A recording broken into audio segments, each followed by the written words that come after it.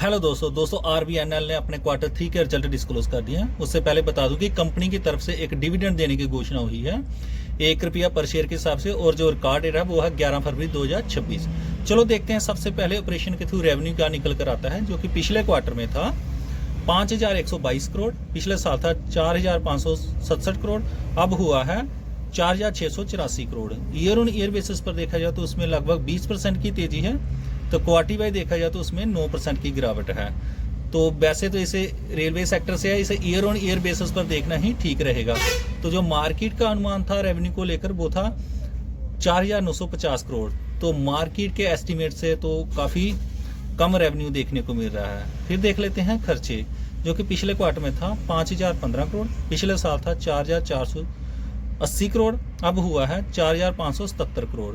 तो खर्चे भी कंट्रोल में हैं। फिर चेक कर लेते हैं नेट प्रॉफिट क्या निकल कर आता है, जो कि पिछले क्वार्टर में था 230 करोड़, पिछले साल था 311 करोड़, अब हुआ है 324 crore. Year on year basis पर देखा जाए तो उसमें 4% की तेजी है, जबकि रेवेन्यू में लगभग 20% की तेजी थी।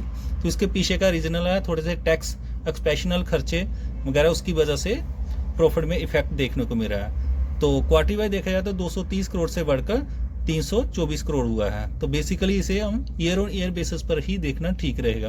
तो जो मार्केट का एस्टिमेट था प्रॉफिट को लेकर वो था 340 करोड़ का, तो प्रॉफिट तो उससे थोड़ा सा कम ही निकल कर आया है।